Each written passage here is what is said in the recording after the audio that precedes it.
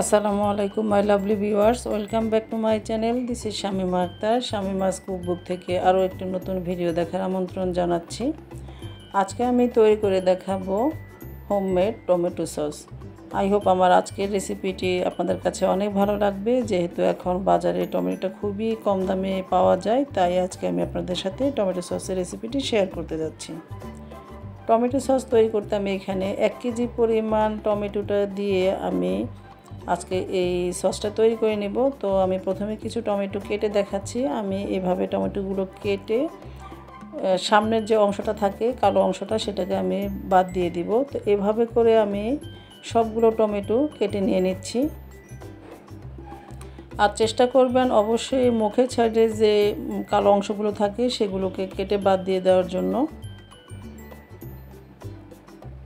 তো দেখতে পাচ্ছেন আমি এভাবে করে টমেটোগুলো কেটে নিয়ে নিচ্ছি। আমি আজকে 1 কেজি পরিমাণ টমেটো দিয়ে এই সসটা তৈরি করে নেব। আপনারা এর চেয়ে কম বা বেশি দিয়েও তৈরি করে নিতে পারেন। তো আমি সবগুলো টমেটো এভাবে কেটে একটি কড়াইতে নিয়ে নিলাম। আর এখানে আমি দিয়ে দিচ্ছি 2-3টা পেঁয়াজ কুচি আর 3-4 কোয়া রসুন। আমি এখানে কয়েক স্লাইস দিয়ে দিলাম আদা আর সামান্য পরিমাণ লবণ অ্যাড করে দিলাম। আমি লবণটা না দিলেও চলে, তো আমি অল্প পরিমাণেই লবণ দিয়েছি। এরপর আমি এখন ঢেকে এটাকে চুলাতে জাল করতে বসিয়ে দিলাম। দেখতে পাচ্ছেন টমেটোগুলো অলরেডি আমার সিদ্ধ করে নেওয়া হয়ে গিয়েছে। টমেটোটা যখন এভাবে গলে গলে আসবে তখন আমি এটাকে চুলা থেকে নামিয়ে একটি ব্লেন্ডার জারে আমি ভালো মতো এটাকে পেস্ট করে নিয়ে নিব। আর অবশ্যই টমেটোগুলো সিদ্ধ হওয়ার পর ঠান্ডা করে নেবেন। তো আমি এভাবে ব্লেন্ডারে ব্লেন্ড করে নিয়েছি। এখন আমি একটি ছাঁকনির মধ্যে এই টমেটো পেস্টটা দিয়ে দিলাম। এরপর আমি এটাকে ভালো মতো চেলে নিয়ে নিচ্ছি। তো ভালো মতো এটাকে চেলে নেওয়ার পর যে অবশিষ্ট অংশগুলো থাকবে সেগুলোকে আমরা ফেলে দিব। দেখতে পাচ্ছেন এখানে কিছু সাবড়ার মতো অবশিষ্ট রয়েছে বিচি সহ। তো এগুলোকে আমরা ভালো মতো চেলে নিয়ে এখন বাকি অবশিষ্ট অংশগুলোকে আমরা ফেলে দিচ্ছি। এভাবে করে আমি সম্পূর্ণ ব্যাটারটাকে চেলে নেব। তো চেলে নেওয়ার পর দেখতে পাচ্ছেন এরকমভাবে আমার পেস্টটা তৈরি করে নেওয়া হয়ে গিয়েছে। একটা স্মুথ একটি পেস্ট তৈরি করে নিয়েছি। আর এটা দিয়ে এখন আমরা সসটা তৈরি করে নিব। তো আমি অলরেডি এটাকে ফুটতে দিয়ে দিয়েছি চুলাতে। আর এখন খুবই অল্প পরিমাণে লবণ দিয়েছি, যেহেতু আগে আমি একটু লবণ দিয়েছিলাম। তারপর আমি এটাকে জাল করতে থাকবো আর ঘন ঘন অনবরত আমরা নাড়তে থাকবো যেন নিচ থেকে লেগে না যায়। কারণ লেগে গেলে এই সসটা খেতে কিন্তু একদমই ভালো লাগবে না, বাজে একটা স্মেল আসবে। আর আমি এখানে কিছুটা পরিমাণ তেঁতুলের কাপ দিয়ে দিলাম। আমি অল্প কিছু তেঁতুল পানিতে ভিজিয়ে এটাকে ভালো মতো চটকিয়ে নিয়েছি, সেইখান থেকে আমি কিছুটা কাপ দিয়ে দিলাম।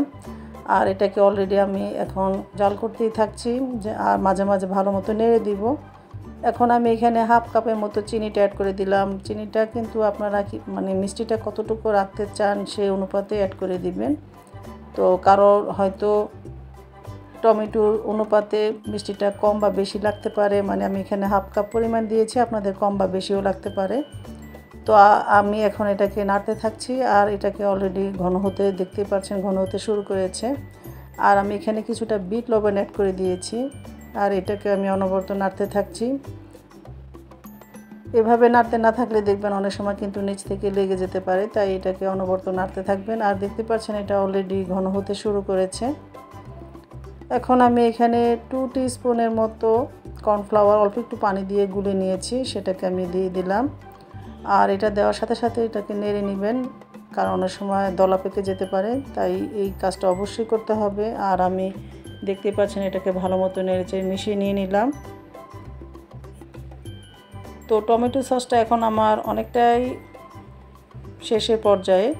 তো এটাকে আমি আরও একটু পানিটা টানিয়ে নিব, যেন কোনো প্রকার এখানে পানি না থাকে, তা না হলে কিন্তু এই সসটা খুব তাড়াতাড়ি নষ্ট হয়ে যাবে। তো চেষ্টা করবেন ভালো মতো এটাকে পানিটা টানিয়ে নিতে। দেখতেই পাচ্ছেন এটা অনেকটা ঘন হয়ে গিয়েছে। আর এরকম ঘন থাকা অবস্থায় আমরা এটাকে চুলাটাকে অফ করে দিব, কারণ এটা যখন ঠান্ডা হয়ে যাবে তখন কিন্তু আরও ঘন হয়ে যাবে। তো আমি নামানোর আগে এখানে 2 টিস্পুনের মতো হোয়াইট ভিনেগার দিয়ে দিব। আর হোয়াইট ভিনেগারটা দেওয়ার কারণে এই সসটা বেশ কিছুদিন পর্যন্ত ভালো থাকবে। আর ফ্রিজে নর্মাল চেম্বারে অবশ্যই এই সসটা রেখে খেতে পারবেন অনেক দিন পর্যন্ত। তো চেষ্টা করবেন এখানে হোয়াইট ভিনেগারটা অ্যাড করে দেওয়ার জন্য। অনেকে সোডিয়াম বেনজোয়েট নামে একটি পদার্থ দেয়, তো তাতে করে কিন্তু এই সসটা অনেক ভালো থাকে। তো আমরা সেটা দিয়ে দিচ্ছি না। আমি এখন নামানোর আগে একটি ফ্রিজের মধ্যে দেখতে পাচ্ছেন আমি একটা প্লেটে আমি কিছুটা সস দিয়ে দিলাম। আর দেখতে পাচ্ছেন এটা কিন্তু সমান তালেই নিচে নামতে শুরু করেছে। তো এতে করে বুঝতে পারবেন আপনার সসটা কিন্তু একদম রেডি।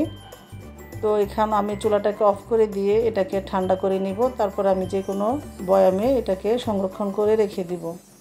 ব্যাস তৈরি হয়ে গেল আমার homemade tomato sauce. I hope আমার আজকের রেসিপিটি আপনাদের কাছে অনেক উপকারে আসবে। আর ভালো লাগলে অবশ্যই একটি লাইক, কমেন্ট এবং শেয়ার করতে একদমই ভুলবেন না। সবাই ভালো থাকবেন, সুস্থ থাকবেন। ফিরে আসবো নতুন কোনো রেসিপি নিয়ে। সেই পর্যন্ত আল্লাহ হাফেজ।